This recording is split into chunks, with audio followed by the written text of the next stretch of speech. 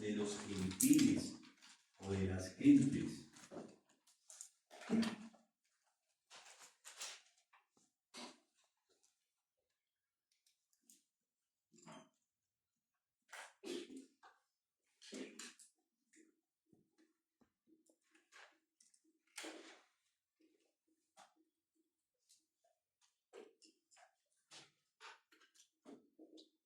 O de los gentiles también. Ya hemos escuchado uno que otro texto, sobre todo en Gálatas, que se califica justamente con esta realidad de apóstol de las gentes. Leamos por favor 1:16, ya lo leemos, ahí está 1:16, y quiero que la nota de cada carta de los Gálatas.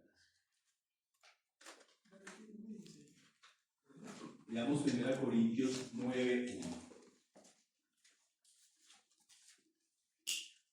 Gálatas, perdón. 1:16. Leamos esta 1 Corintios 9:1. No soy yo libre, no soy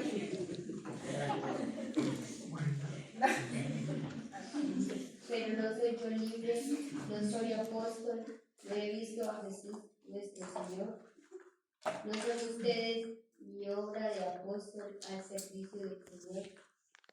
Sí, para otros no soy apóstol, para ustedes lo soy. El sello de mi apostolado para el Señor son ustedes. Mi defensa ante los que me juzgan es esta: no tenemos derecho a comer y a beber, no tenemos derecho a hacernos acompañar de una esposa cristiana como los demás apóstoles. Entonces ahí queda apóstol. ¿Qué es lo que garantiza los certificados como apóstol? la experiencia con Cristo La resucitado. revelación, la experiencia, la revelación de Jesucristo. Pablo entonces, en los inicios de todas sus cartas, primero se califica como apóstol. Pueden tomar algún ejemplo de Romanos 1:1, otro que me busque 1 Corintios 1:1, 2 Corintios 1:1. Romanos, ¿qué padre? 1:1. Desde los primeros versículos, cada uno de sus letras, de sus cartas.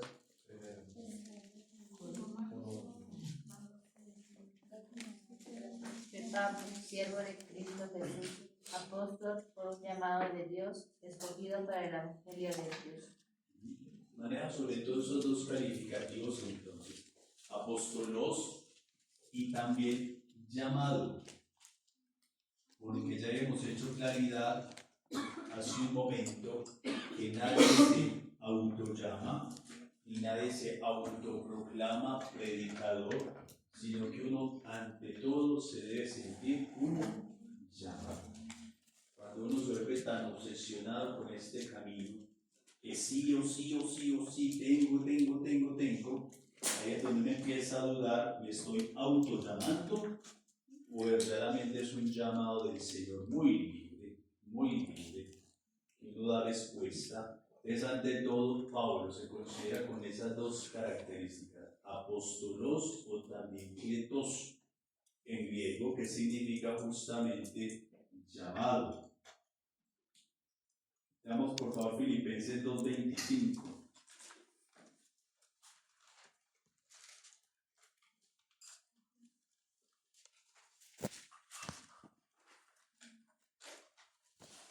Entre tanto, he juzgado necesario enviarles a Epafrodito, nuestro hermano, colaborador y compañero de fatiga, el que ustedes me enviaron con el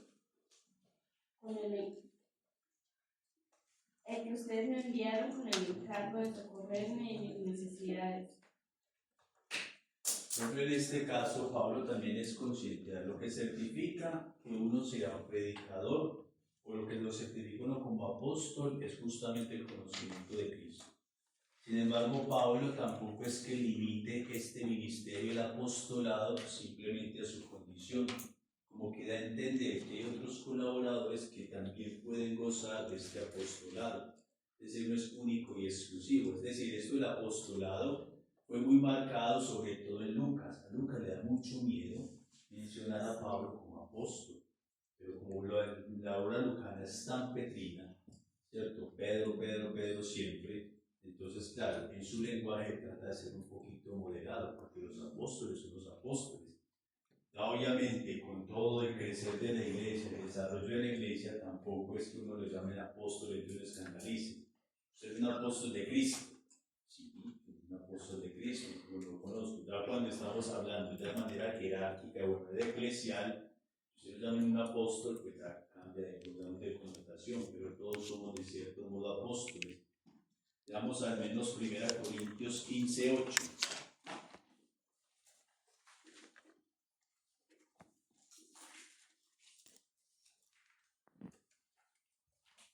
Y se me apareció también a mí. Iba a decir al aborto, el último de todos.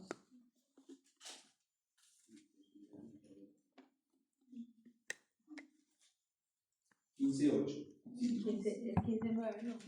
Dice, pues yo soy el último de los apóstoles y digno del nombre de apóstol, por haber perseguido a la iglesia de Dios. Ustedes pueden existir más, también entre Gálatas 1:17, ya lo habíamos anotado.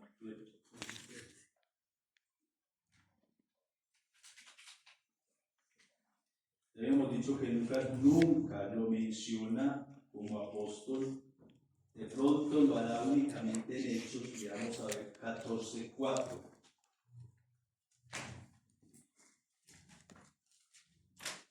La población se dividió, unos a favor de los judíos, otros a favor de los apóstoles. Y pasa el 14, por favor. Es el mismo camino. Al escuchar esto, Bernabé y Pablo rasgaron sus vestidos para manifestar su indignación y se lanzaron en medio de la gente gritando. Otra connotación de pronto de manera directa e indirecta, como referido en esas circunstancias, ahí estaban Pablo y Bernabé también como apóstoles. Pero algunos exegetas dicen acá no en sentido propio, sino en sentido de enviados, porque ustedes saben que Pablo y Bernabé fueron enviados a la misión, no tanto en sentido de este conocimiento de Cristo resucitado. Es una referencia, pero no todavía tan clara, de que Lucas llame a Pablo como apóstol. Ya sabemos, les explico por qué, más en el sentido teológico, no porque Pablo para Lucas no represente mayor cosa, lo que no prefiere no hacerlo, no ser tan evidente. Pero Pablo en sus cartas sí es acérrimo con esa expresión: yo soy apóstol, yo soy llamado. Podríamos decir, pero ¿por qué Pablo tan enfático con esta realidad del apóstol? Porque hay una dinámica muy marcada entre las comunidades cristianas y son los falsos apóstoles.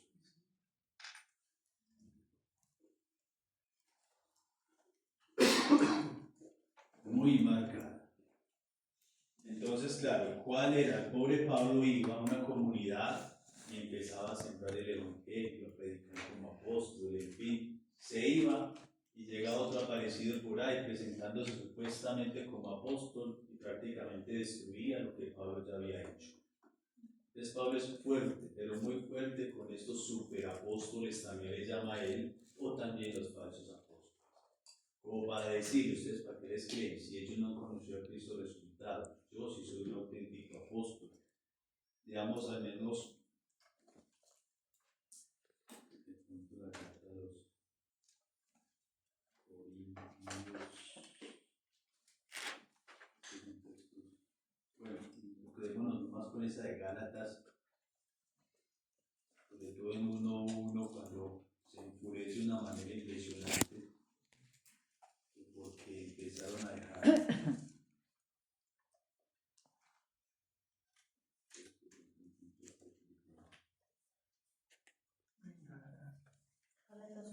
Gálatas cuando dice que han abandonado rápido la fe. Exactamente.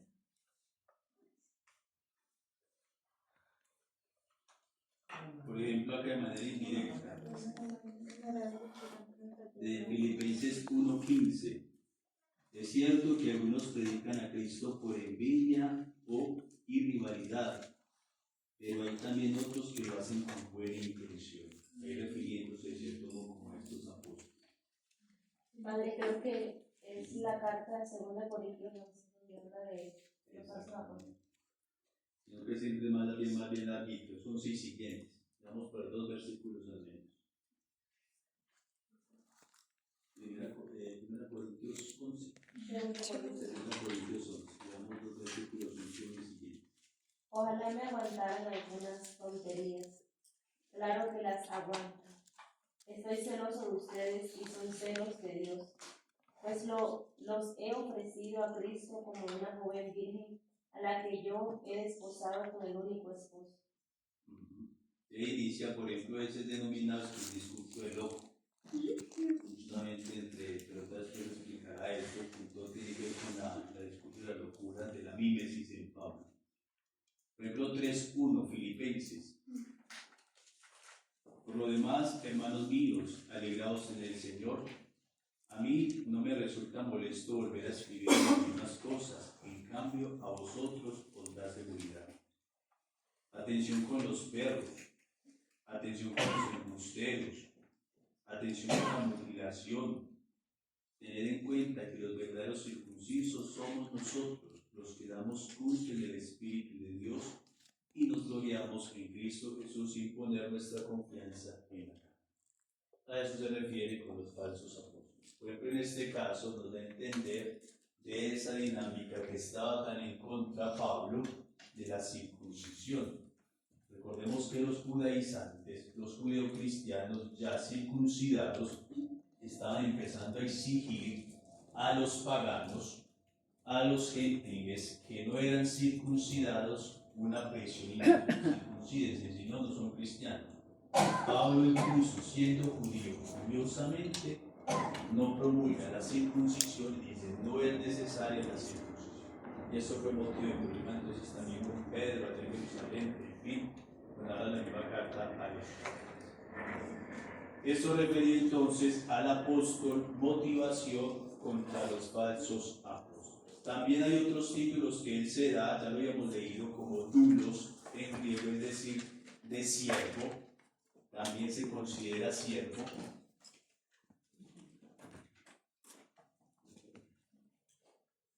Con todas sus connotaciones de sumisión, ¿cierto?, frente al Señor. Leamos Gálatas 1:10.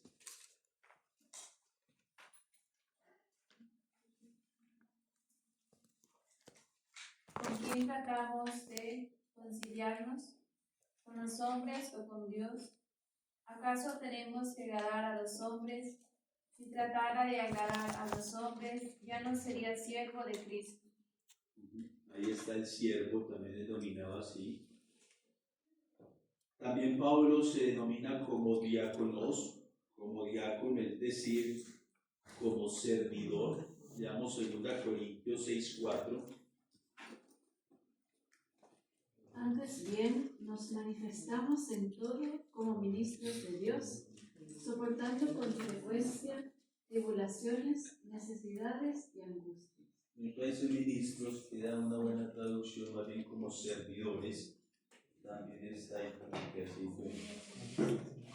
Y así también se denomina como en cierto modo liturgo, en fin, como quien ofrece también su propia vida en sacrificio.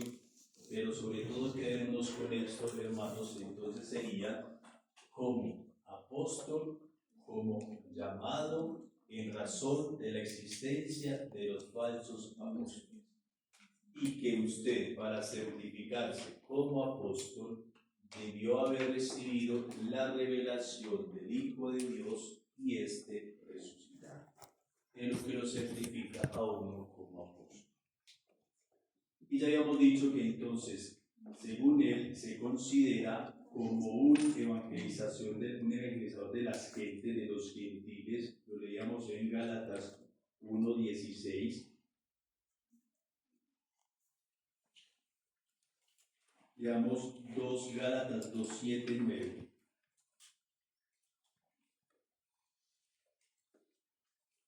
Por el contrario, reconocieron que a mí me había sido encomendado la evangelización de los pueblos paganos, lo mismo que a Pedro le había sido encargada la evangelización de los judíos. Pues de la misma manera que Dios hizo de Pedro el apóstol de los judíos, hizo también de mí el apóstol de los paganos.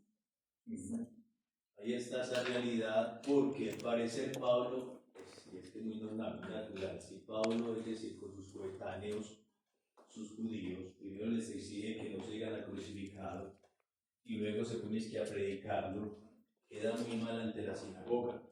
Entonces Pablo empezó no a compaginar con la sinagoga, sí sintió el llamado de evangelizar justamente a los gentiles, es decir, a los no judíos, porque también hay judeocristianos, es decir, aquellos judíos que se convierten al cristianismo propiamente.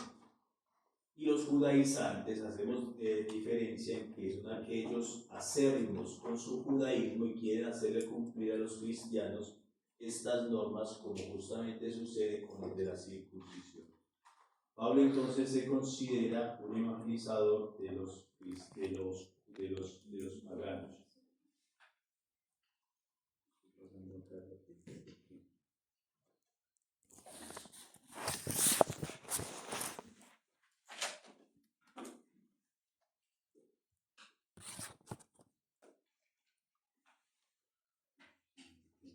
Por favor, de pronto anotan ahí, el Papa Benedicto XVI en su momento tuvo unas catequesis de San Pablo. No sé si de pronto se acuerdan más o menos. Vamos a leer entonces la catequesis, sobre todo para comprender un poco esto del evento de Damasco. Es otra perspectiva que también da el Papa, que recordémonos que es una de las posibles explicaciones que le pasó a Pablo. Esta catequesis del 3 de septiembre del 2008. El Papa también lo denomina así, como el evento de Damasco.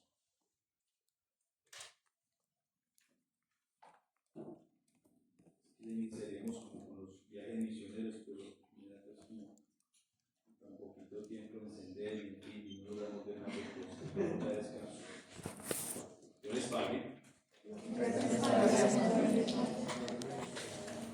Si de pronto tienen la posibilidad de ver impreso en internet en alguna pinta de los viajes de Pablo, lo pueden traer para que así tengamos, vamos siguiendo también como la de los viajes de Pablo. ¿La de Jerusalén sirve? Ah, también si los tienen ahí, sí. Exactamente. Más tiene un viaje. Ah, no, así está.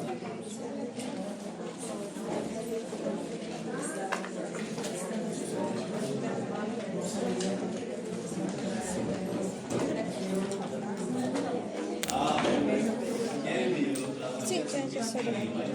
Hasta las 3:20 casi. Sí, ahora vamos.